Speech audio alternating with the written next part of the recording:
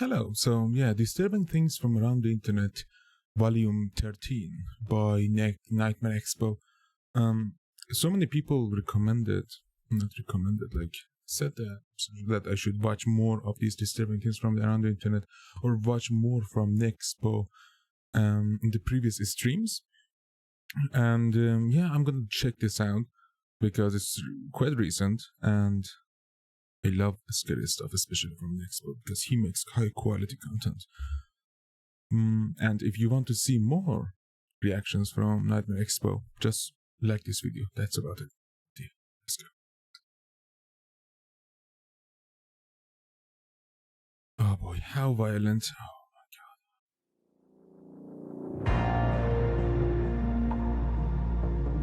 god. A new opening. But this is like a remix of the previous opening. Okay.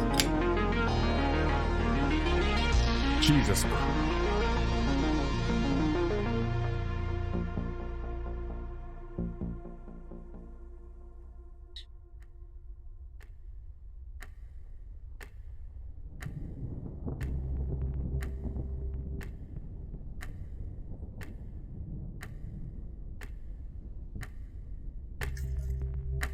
Autophobia.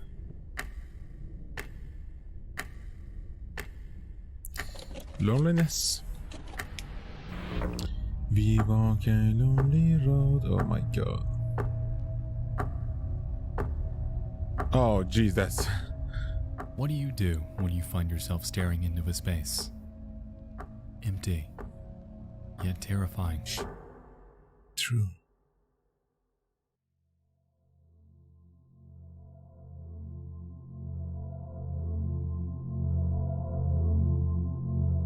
It's a phenomenon that's gained widespread attention in the past couple years due to the nature of our ever-evolving world. Things are changing, closing, being forgotten, and in their wake are derelict spaces that evoke a nostalgic comfort, yet our brains seem to strangely reject them. We feel like we've been there.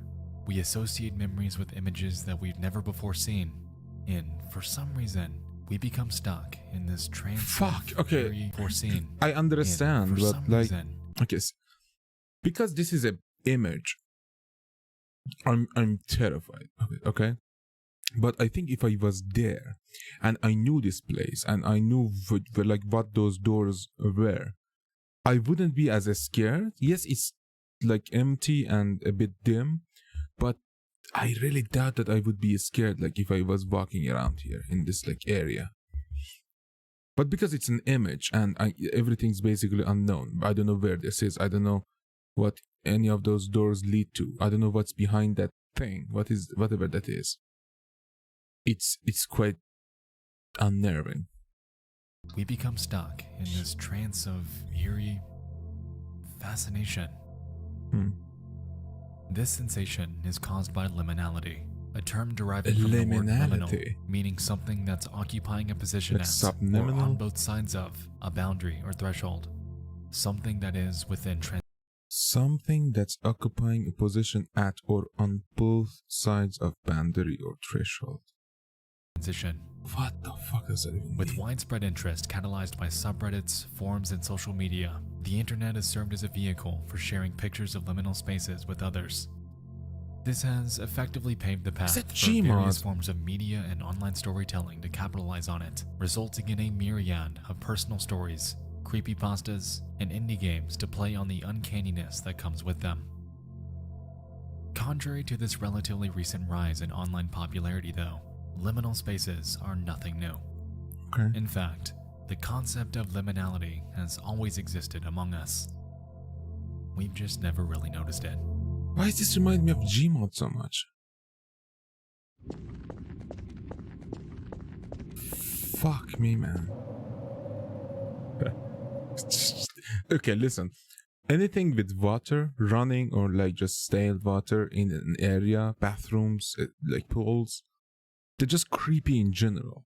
I think because water might cause your brain to create illusions when there is none, and that itself is very, very creepy.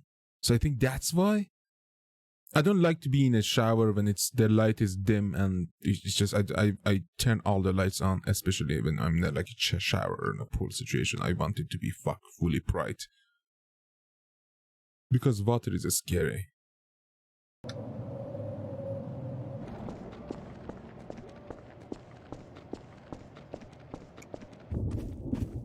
This actually reminds me of TTT a bit. I mean, the previous one, not this one. What is it about source maps that unnerve us? Is it the feeling of loneliness?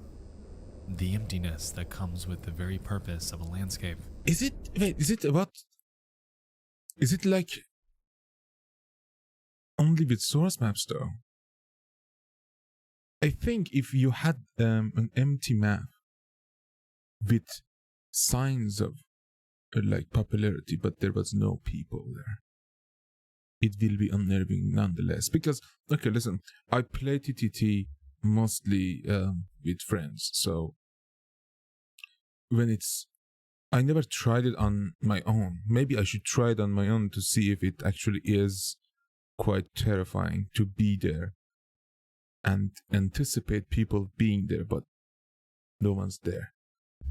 That's an interesting actually idea. Or is it a perhaps theory. The fact that we can hear the sounds of other humans carrying out their lives in the distance, yet in our eyes, we're the only ones here? Yeah, cars, airplanes. It's a funny feeling a feeling of confused anticipation as we await people that will never come.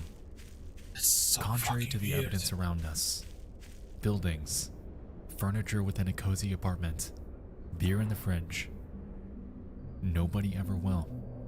Yeah, that's so fucking weird. It's not scary, it's Throughout weird. the late 90s and into the 2000s, video games were playing on the trope of liminal spaces without even knowing it. Garry's Mod and Silent Hill are two that come to Gmod mind for immediately. sure. And while Gmod was more of Silent an Hill, accidental bro. case, Silent Hill was a bit more on the nose. Yeah. Everything about it is interwoven with the very fabric of what makes liminal spaces so creepy to us.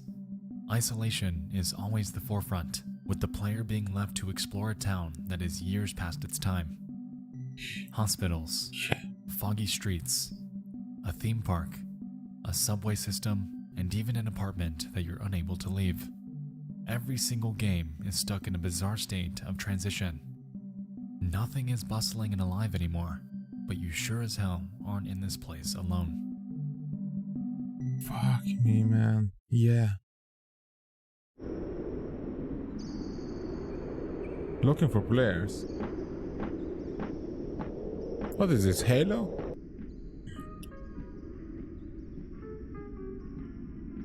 No Players Online is a 2019 indie horror game that takes this notion and cranks it up to 10. Everything about it is liminal. We expect the game to be littered with Are you other serious? players. We have the overwhelming sentiment that the space we're currently exploring was, at one time, the home to thousands of multiplayer matches. Oh my god, that's a Yeah. genius idea. We're alone, 2019. No I'm players gonna are check online. this out. but us. That's so fucking And I amazing. think this is where most of the lingering dread of a And liminal creepy. space stems from. The anticipation, the expectation that someone else should be around, as is life. Yet there isn't. It's the foundational rejection of loneliness that's hardwired into our brains. And when this loneliness is portrayed through art and even photos of reality, that is where the uncanniness sets in. I can't deny it though. It is fucked up. God You know, is good. Oh, Autophobia is something inexplicably and terrifyingly unique, and you never really know it until you're in it. At school after hours, at a hotel pool when no Fuck one's me. around.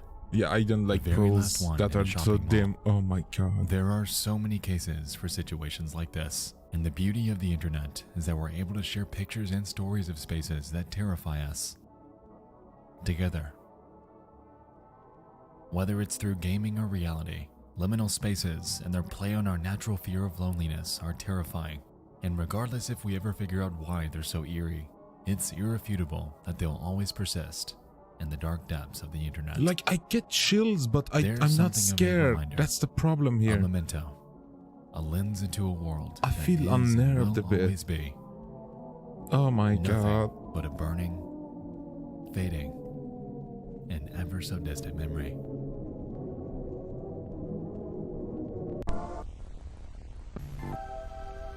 Disney. Cannot tell the future. Oh no, no, no, no, no, no. Oddities on Channel 5. Channel 5. I feel It's late at night. fantastic. Cozied up in your room watching creepy YouTube videos. There are seemingly endless, but there is one channel that I'd like to highlight tonight. It's called Floresita Dreams, and at first glance of their channel, we can notice the absurdity with their thumbnails.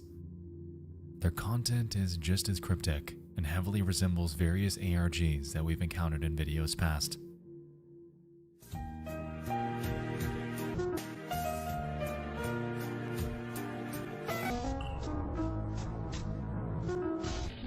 Okay.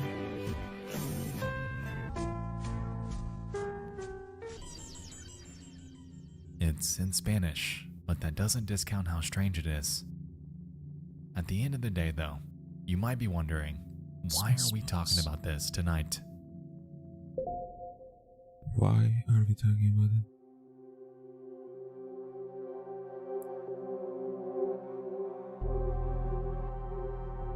In the midst of scouring for topics to cover, I was sent an email by a person named Joshua. A link to this channel and their explanation of it states the following.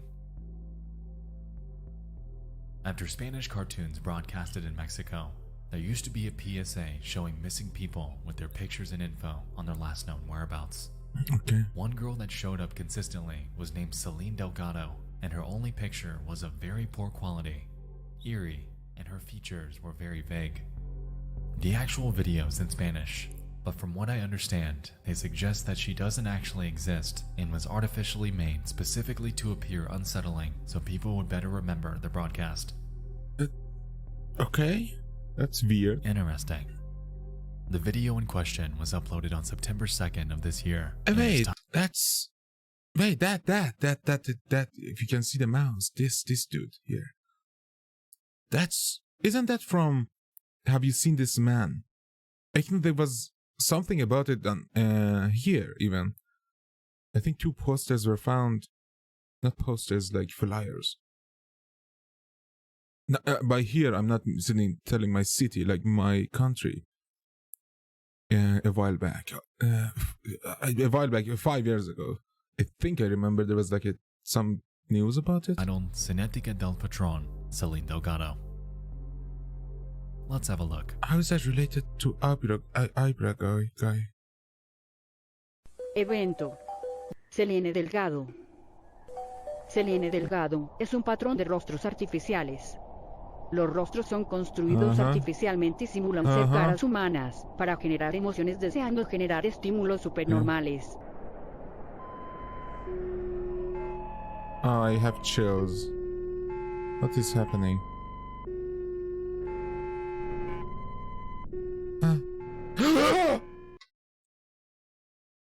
What the fuck is that? It's a cat! Jesus, I pissed my pants! Alright. Why would you do that? But they're onto something. At the beginning of the video, Floresita seems to assert the hypothesis that the face of a woman named Celine Delgado, quote, kinetically fits non-human, AI-generated faces using the constant tau. They go forth to explain the uncanny valley and how facial reconstructions cause uneasiness in those that encounter them. Following this, they superimpose various faces with the resulting images off to the right, and among these, Celine's face is shown mashed up with various others. They display a few examples that are I hate that. I hate that cat thing. I fucking hate it. It's so weird. It's so fucking weird and gross. Ew. Eerie. And ultimately argue that the identity of this Celine Delgado is, as Joshua stated, artificial. What? Now, what? this is a lot to unpack, but considering that it's something that we haven't looked into prior, I found it Why worth would they considering. make those? So, who is Celine Delgado, and how did she become wrapped up in this eerie shroud of urban legend? Okay. Canal 5. Throughout the 1990s, there was a TV segment run on Channel 5 in Mexico named Servicio de la Comunidad, or Channel 5 Community Service. Okay. As Joshua stated, it was a TV spot that ran between children's cartoons in hopes of spreading the word about various missing persons. The segments, contrary to what we're going to discuss later tonight, actually contain voiceovers giving various details and last locations of missing persons. And at first glance, these are mostly tame. Alright. When you really look into it though, the eerie nature of these TV spots stems from when you consider how Channel 5 handled the case of just one person, Celine Delgado. Celine Delgado. Okay. Over the years, her face would reportedly pop up in nearly every Servicio de la Comunidad segment, utilizing this exact same low-quality photo. There were times where they give a bit of background info about her, like the fact that she went missing on April 22nd and was just 18 years old. 18, alright. That en la sucks. delegación Álvaro Obregón. But what cemented her case into the minds of thousands of people came nearly 30 years later. 30 years. Oh my god. Okay. Did they find her? Time for lunch, munch, munch. Time for a munch, crunch, crunch. What the fuck is...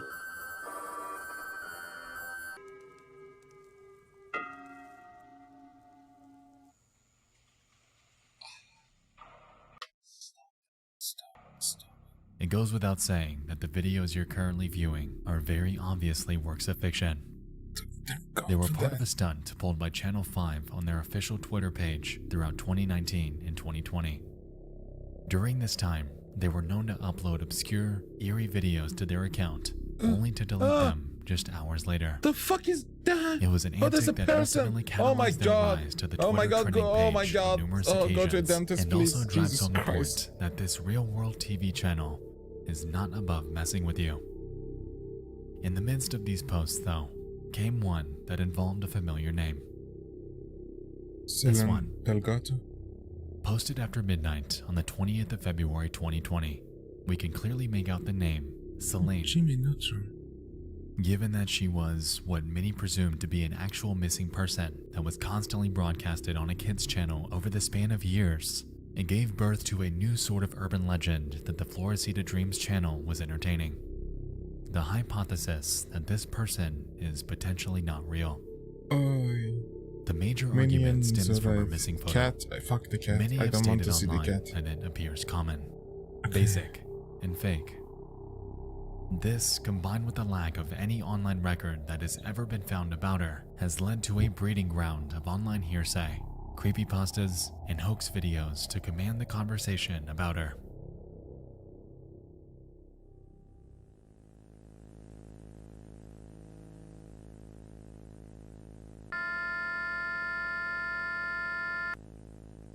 Okay, that's gonna make it worse though.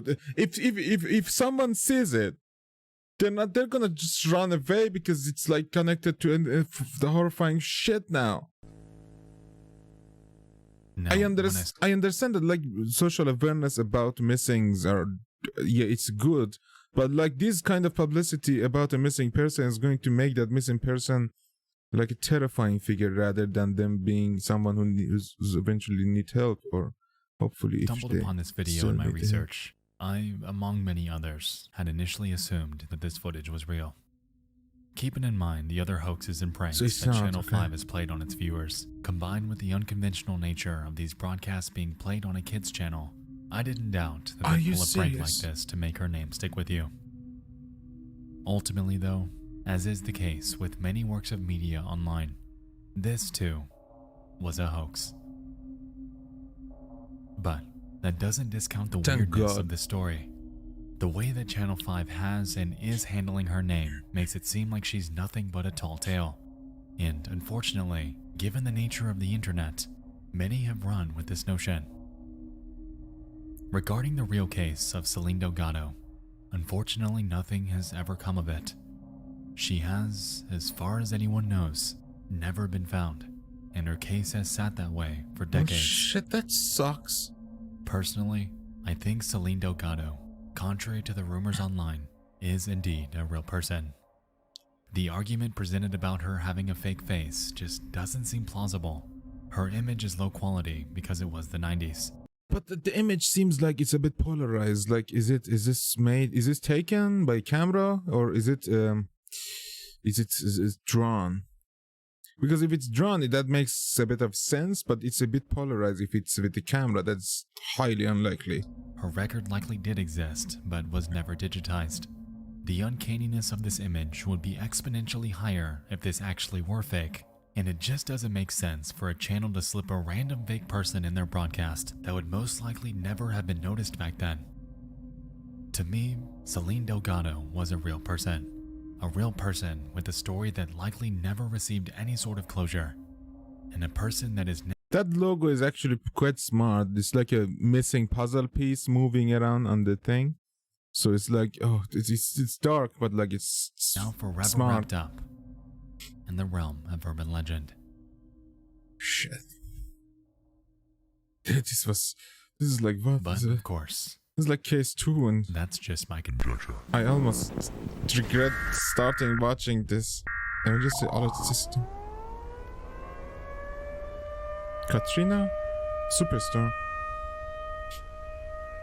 Tornado.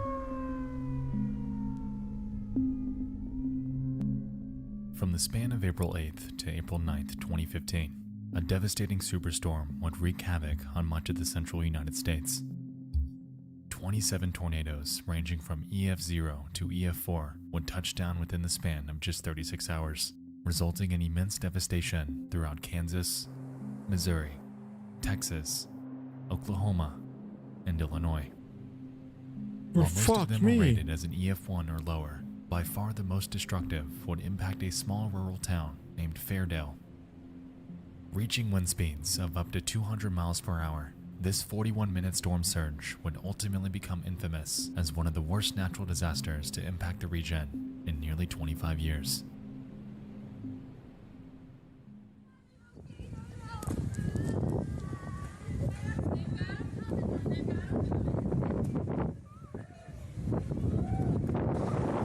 Oh my god.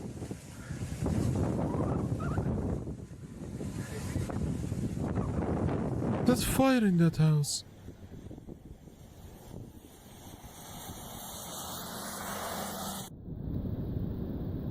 Oh my god.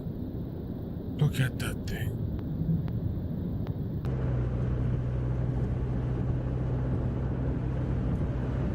F5 Hunter. Shit. On the evening of April 9th, an 85-year-old man named Clarence Schultz had just wrapped up dinner with his wife Geraldine. He was in the other room getting cleaned up when she suddenly called him back into the kitchen. "Look out the window," she claims. And when he does, Clarence would come face to face with a scene straight out of a nightmare. Immediately, he heads upstairs to grab supplies while she stays behind, and while up there, he pulls out his cell phone to take a quick video.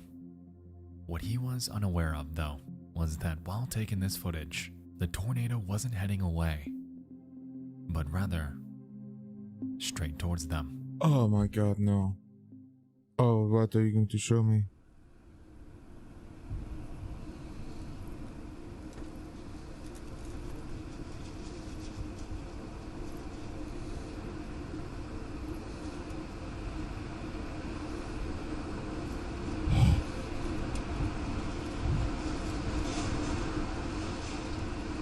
Dude,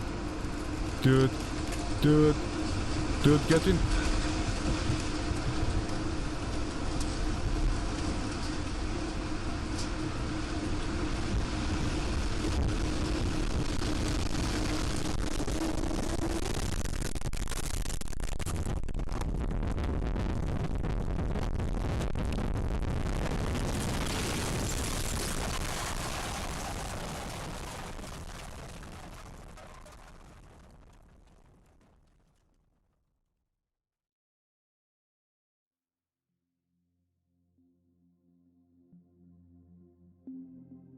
That's so fucked.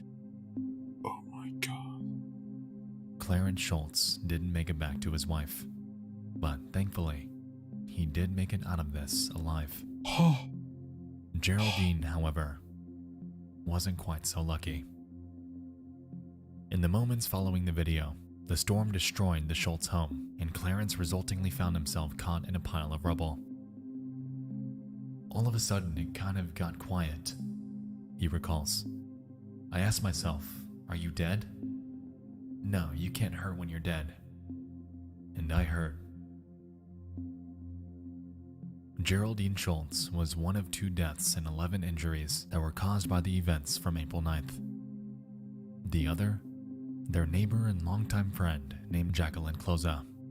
Cloza reportedly had a massive fear of spiders, which her daughter claims is why she didn't seek refuge in her own basement. Oh my god. In total, over $19 million in damages were reported, and the aftermath footage embodies the devastation that was left behind. Thankfully, a storm of this magnitude hasn't struck the area since then, and after a grueling, years-long recovery effort, life in Fairdale is mostly back to normal today. For that shit. Oh For the residents of this small town, though, the scars from that night will remain everlasting. While the incident in Fairdale is just one of hundreds of natural disasters that have happened over the years, the resident stories and the media that accompany them paint a picture that is humbling. It takes you there, in a way, conveying the tragedy that nobody could have predicted. Today, Fairdale stands strong. They are a community that banded together, and while a similar storm hasn't happened since then, they remain vigilant in case something like this ever happens again.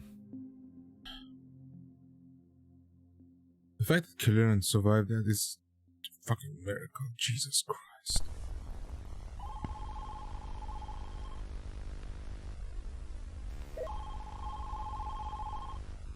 Call? 911, what are you reporting? Oh my god.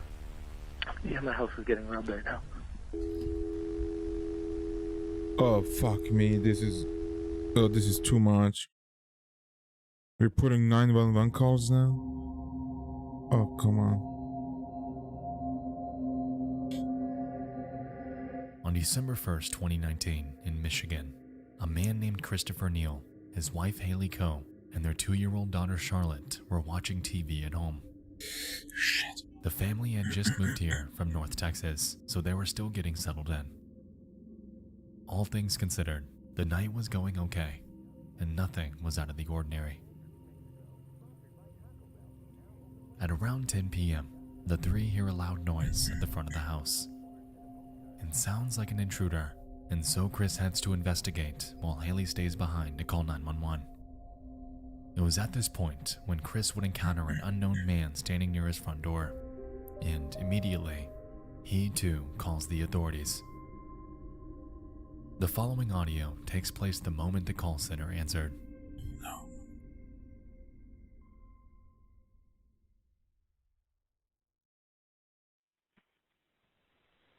What is the location of your emergency? Yes, there's a man in my house right now. What is, hold on, stop for a second. Whoa, there's a man in my house. I need you to give me your address first. 6300 Proctor Avenue. Is that a house or an apartment? House at the end of the street. Why are you in my house, bro? Tell me to talk to him. You don't get speakerphone. Why are you in my house, though? Sir, how many other people are in your house? It's me, my wife, and our daughter. How old is your daughter? She's 2. 2? Okay. Do you have any idea who he is? We do go. No. Let my wife go. Okay. Send the cops. All right, I promise. Shake my hand. 140 in Jones. You can go. I'm not gonna hunt you. Where is William at right now? He's standing next to me in my hallway. What is Okay, are happening? we still on speakerphone? We still are. He's right here. Okay. William. Yes, ma'am. William. Okay. Can Christopher and his wife and daughter step outside? No. Yeah, What? I'm not. Ma'am, What? they're safe. They're safe? They're safe. They're gonna stand right here with you. What are you doing in their house? I told you there. Shots fired. Where were shots fired at? Going on, Old 37, or Old Kentucky, about. What's that? Stop right here with me, man. No, I ain't going You're anywhere. going there with me, man. Bro, Turn the light on, please. William, Turn the light on. William, Yes, ma'am. what are you trying to have them do? He's coming in the room with me. That's it. Why is he going in the room with you? why are you locking that door? Don't lock that door, bro. You all right, man? I just gave you my word, man. You're straight. I get what you're saying, but you got two guns, bro. You're safe. You got two guns? Stop trying to play crazy, man. I'm not doing anything. William, Get in my house, man. I'm sorry, man. William, listen to me. Why are you here in the first place? William, can you listen to me? Yes, ma'am. I need you to put those guns down because I've got officers that want to help you. I have officers that want to help you and keep you safe. So I need you to put those guns down. What the fuck is this dude? What is he doing? I've got help for you. I need you to put those guns down so that they can get you the help that you need. I want police here so I can be safe. The police are there, William. The police are there. No, they're not. They are there. No, they're not. They're there. I've got a lot of deputies there. Look, man, listen.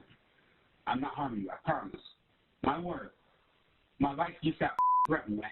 I can hear you, bro. You understand me? I hear you. It got threatened last night. Okay, I get you, bro. I'm not harming you, or your children, or your wife.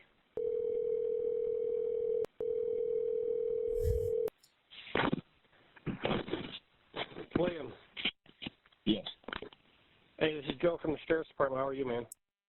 Glad you bad underneath the door. Don't come through that door. Okay. We're not going to come through the door, man, but I just want to talk to you and find out what's going on. Don't come through that door. Slide your bad underneath that door, man. Well, I'm not even up by the door, man. I'm outside the house. Way outside the house. Stop playing games with me, man. What's got you all worked up today, man?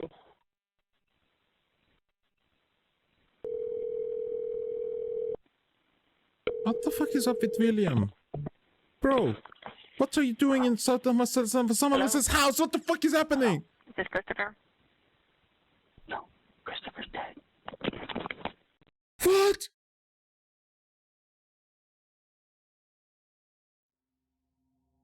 What?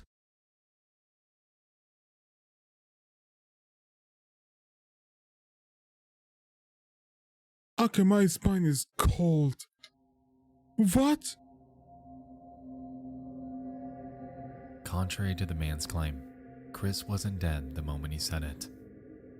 Minutes later, though, he would be. After hearing the gunfire, police forced their way into the home. During their advancement, 3 officers were shot and would sustain non-life-threatening wounds.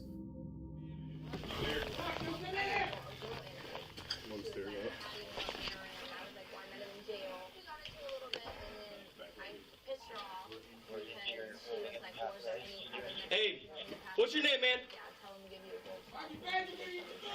Hey, this is Joe out here, okay? Man, we don't want anything bad to happen. We're not gonna hurt you. Listen to me, please. Go home. Slide your bag before you leave the door. Say that again, man?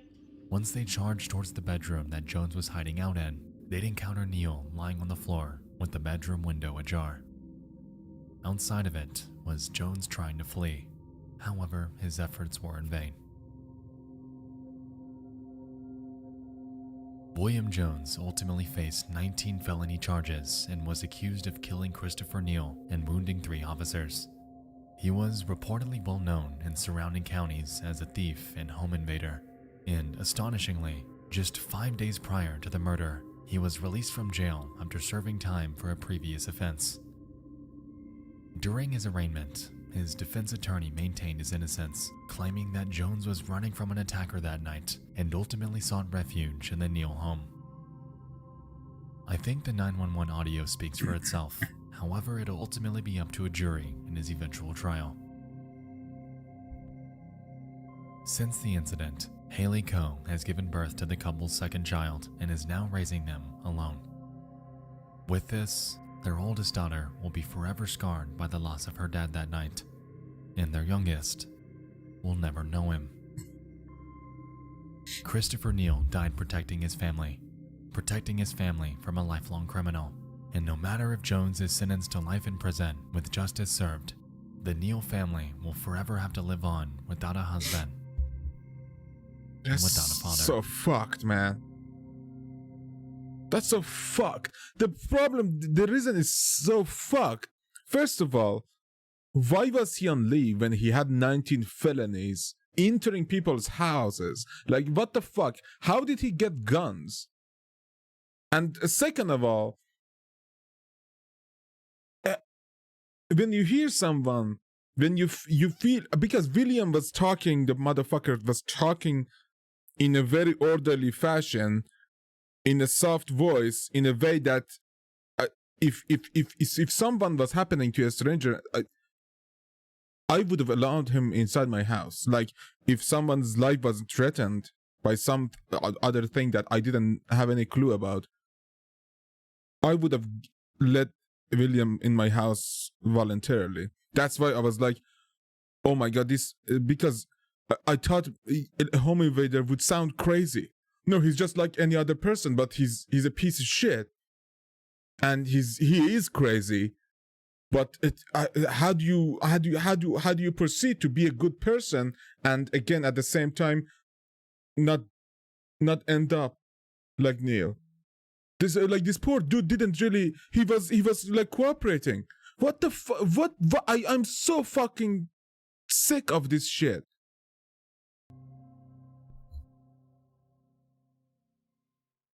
That's so fucked. Coverage of a missing persons investigation is not a whole lot to go on, and that is why we need. Missing. Saturday evening, 1989. Central and North America are recovering from a recent Category 5 hurricane.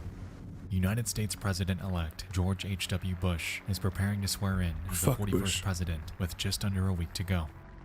And on Channel 5 up in Chicago, Illinois, an NBC-affiliated news station by the name of WMAQ is wrapping up its nightly programming. In relation to the other two, a news station broadcast keeping up the status quo doesn't seem all that notable or interesting.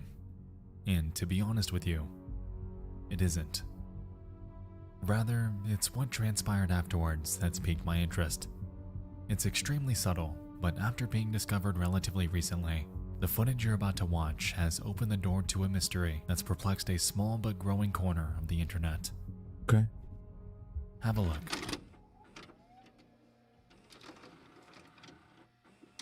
Is it Michael This Jackson? is WMAQ TV, Channel 5, NBC Television in Chicago. We now leave the air and wish you a pleasant good morning.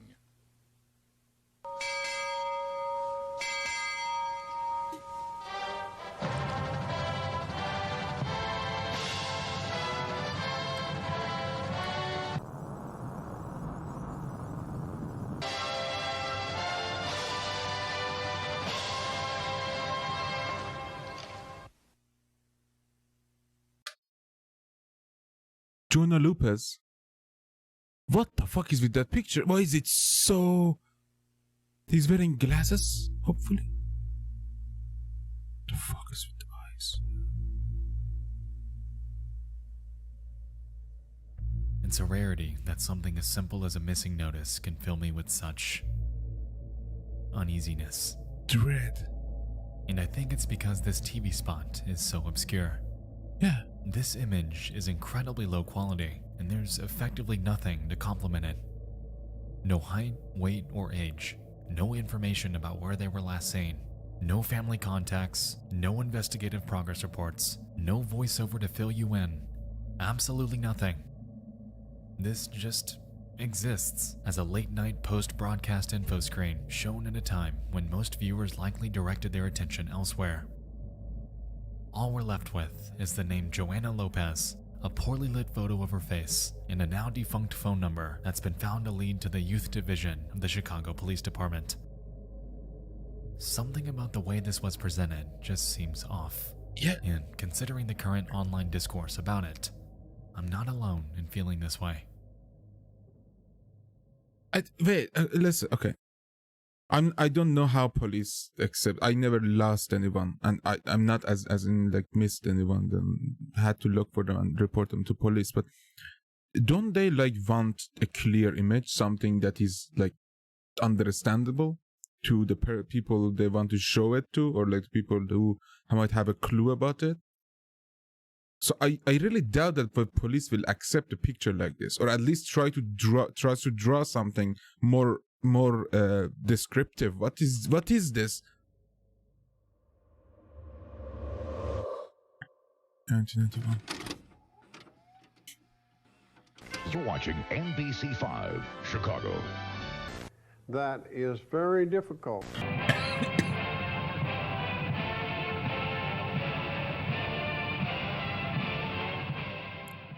Two years later, in 1991, WMAQ would once again wrap up their nightly broadcast. In a strikingly similar and almost random fashion, Joanna's missing notice would be played once more.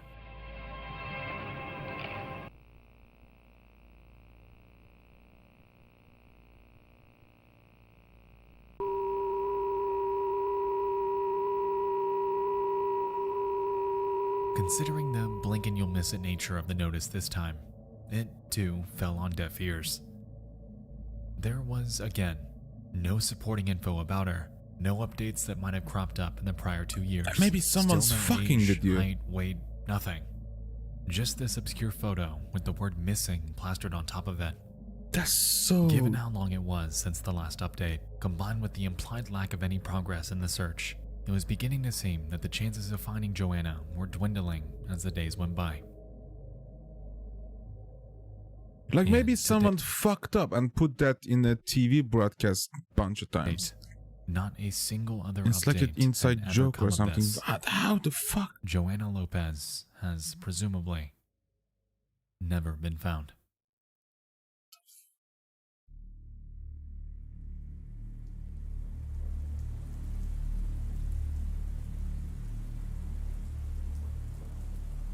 Lopez was scattered around the town. Okay.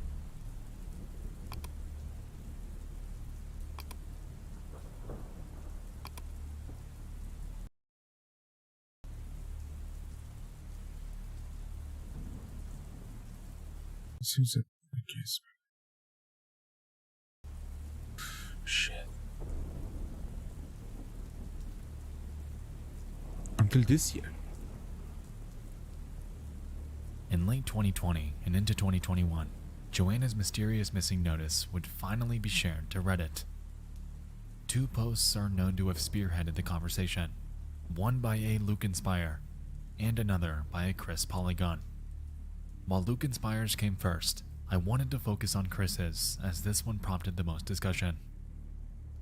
Simply titled, The Very Obscure Disappearance of Joanna Lopez. Their post in Unresolved Mysteries outlines most of what we've already touched on so far. They go forth to claim that they have looked through various missing persons resources, however have found absolutely no information about her.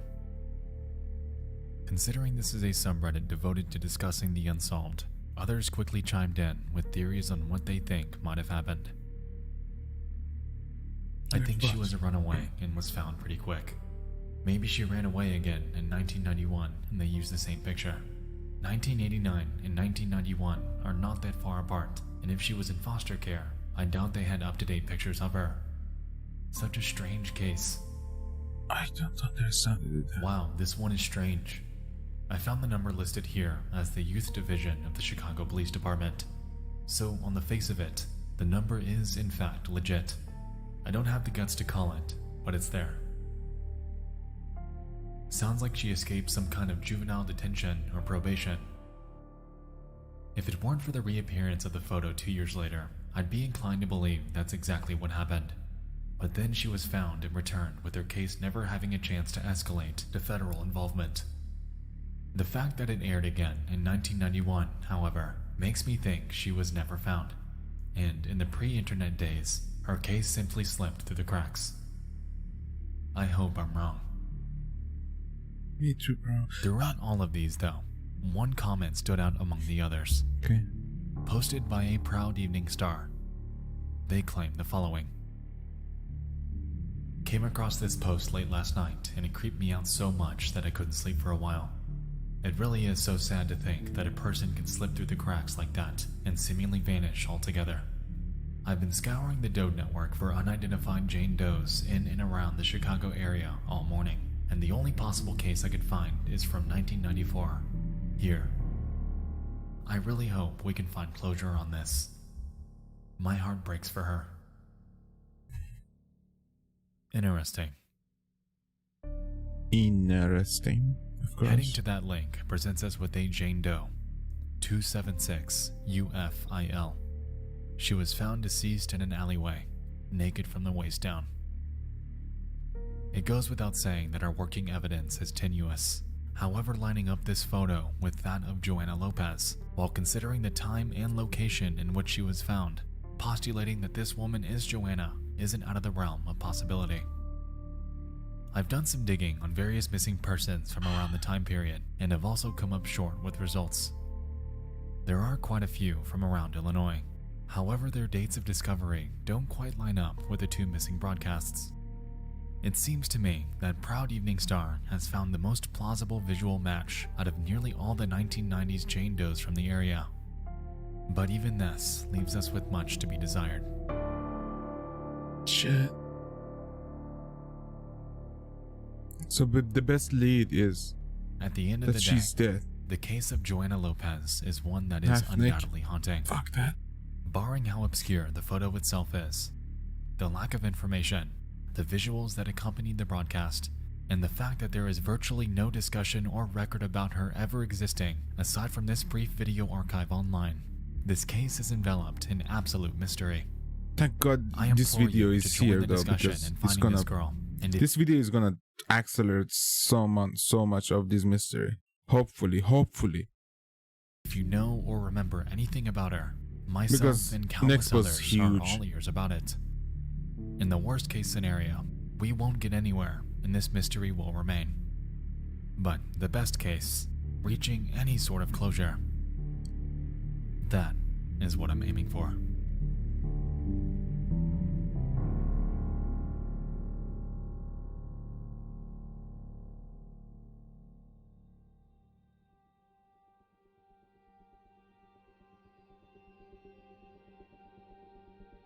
The internet harbors a vast abyss of content that is perplexing, intriguing, and immensely haunting. Yeah. A community thriving off sharing derelict areas around the world. An internet urban legend that engulfed the name of someone who has never been found. An unforeseen natural disaster that wreaked havoc on a community. A 911 call in the midst of a home invasion. That was the the most missing persons broadcast that never found God, a resolution. That was so fucked up. Thank you so much for tuning in to this special Halloween edition of Disturbing Things from Around the Internet. Thank you for creating. I hope you all enjoyed this, and if you have any eerie discoveries that you'd like to share for a future installment, feel free to fill out my new tip line or shoot me an email at dtfaisubmissions@gmail.com. Once again, thanks so much for watching. I'll see you in the next one. I love you all. And happy Halloween.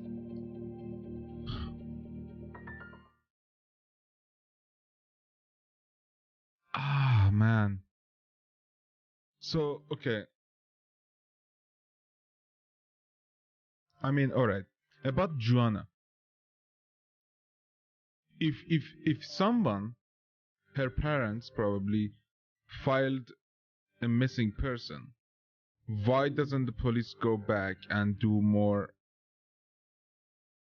like, do a more thorough, like, oh, yeah, Neil, they're showing a picture of Neil and his baby.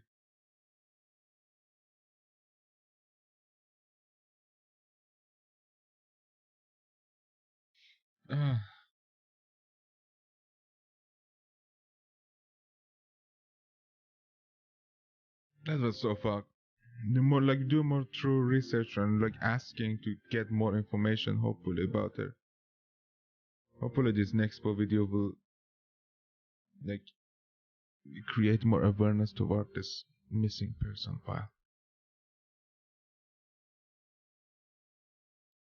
Shit.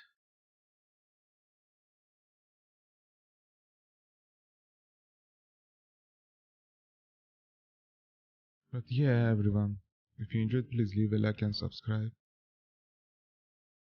And for now, have a nice day and goodbye.